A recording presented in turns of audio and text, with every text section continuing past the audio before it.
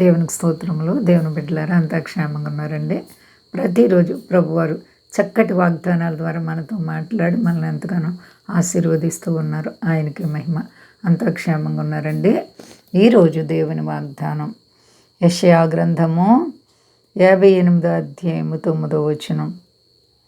నీవు పిలువగా యెహోవా ఉత్తరమిచ్చును, నీవు మొర్ర పెట్టగా ఆయన నేనున్నానను.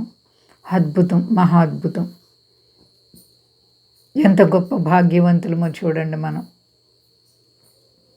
మనం పిలవగానంట మన దేవుడు నేనున్నాను అని నిరూపించుకునే దేవుడు అంటండి.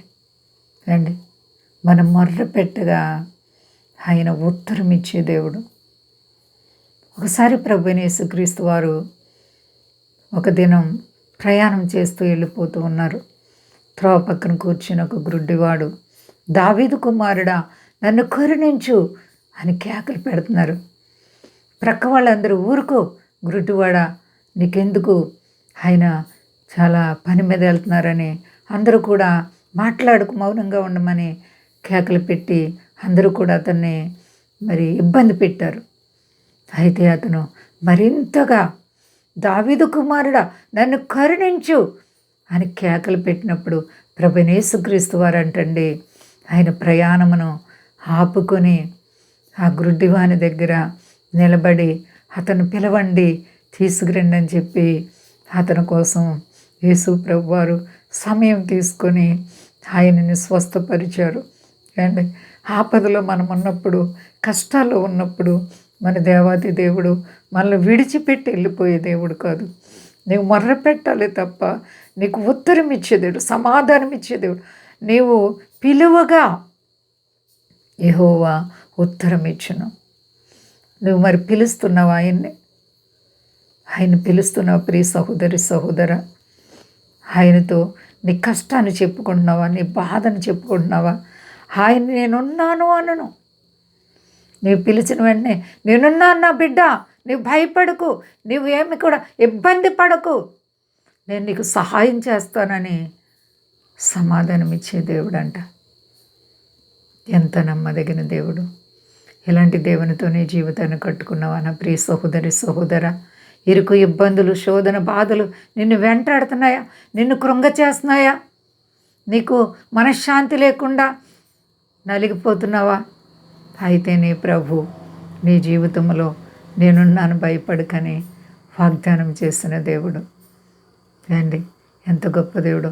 అందరూ విడిచిన ప్రభు విడిచే దేవుడు కాదు. నిన్ను విడువను, ఎన్నడూ ఎడబాయనని వాగ్దానం చేసిన దేవుడు. నీవే శ్రమలతో, ఏ కష్టాలతో ఉన్నావు? ఇల్లు లేదా, ఇబ్బందుల, ఆర్థిక పరిస్థితుల, రుణాల, పిల్లలు లేరా? ఏ సమస్య నిన్ను కృంగజేస్తుంది? నా ప్రియమైన సహోదరి సహోదర, యేసు నీ వైపు తిరిగారు. ఆయన గాయపడిన చేతులు చాపి రమ్మని పిలుస్తున్నారు. ఆయన కౌగిట్లోకి వెళ్ళావా? ఆయన బిడ్డగా ఉన్నావా? ఆయన మాట వింటున్నావా? ఆయన సన్నిధిలో ప్రార్థిస్తున్నావా? ఆత్మీయ జీవితంలో నీ ఆత్మీయ అనుభవం ఎలా ఉంది? ప్రియమైన సహోదరి సహోదర, నీ ప్రభు నీ హృదయ వాంఛ తీర్చే దేవుడు. చేయండి, మనకున్నటువంటి ప్రతి విధమైన సమస్యల్లో మన ప్రభువారు మనల్ని ఆదుకుంటున్నారండి, ఆదరిస్తున్నారు. దేవాతి దేవునికి మనం కృతజ్ఞులం. ఏమిచ్చి ఆయన రుణం మనం తీర్చుకోలేం. ఏ ఒక్కరు భయపడకండి. శ్రమలు, బాధలు మిమ్మల్ని తరుముతున్నాయా? అయితే దేవుడు దాని వెనుకేదో గొప్ప మేలు చేయబోతున్నారు, కీడు వెనుక మేలు. కాబట్టి ఎవరు భయపడకండి, అంతా క్షేమంగా ఉన్నారండి. ప్రార్థించుకుందాం. ప్రేమ నమ్మకమైన మా యేసయ్య గొప్ప దేవానికి అంతా సాధ్యమే ప్రభువా. నీ పిల్లలు నిన్ను పిలువగా యెహోవా ఉత్తరం ఇచ్చే దేవుడు. అవును ప్రభు, నేనున్నానని మాట ఇచ్చే దేవుడు. ఎంత గొప్ప దేవుడు ప్రభువా. సర్వ ప్రపంచాన్ని చల్లగా కాపాడండి. మా దేశాన్ని, దేశ నాయకులను కాపాడండి. మీ దాసులను కాపాడండి. అనేక మంది ఆయా దేశాల్లో ఆయా పనులు చేసుకుంటున్నారు ప్రభువా. అందరి చేతుల పనులు ఆశీర్వదించండి. ఉద్యోగస్తులను దీవించండి, వ్యాపారస్తులను దీవించండి. చేతుల పనులు చేసుకునే ప్రతి ఒక్కరిని ఆశీర్వదించండి ప్రభువా.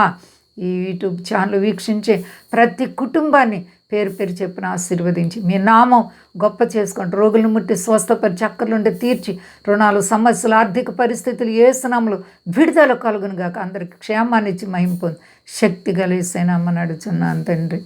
ఆమేన్. ఆమేన్. అందరికీ వందనాలండి. మా కొరకు పరిచయ కొరకు అందరూ ప్రార్థించండి. ప్రభువారు మిమ్ములను, మీ బిడ్డలు, మీ కుటుంబాలను దీవించి ఆశీర్వదించును గాక. ఆమేన్.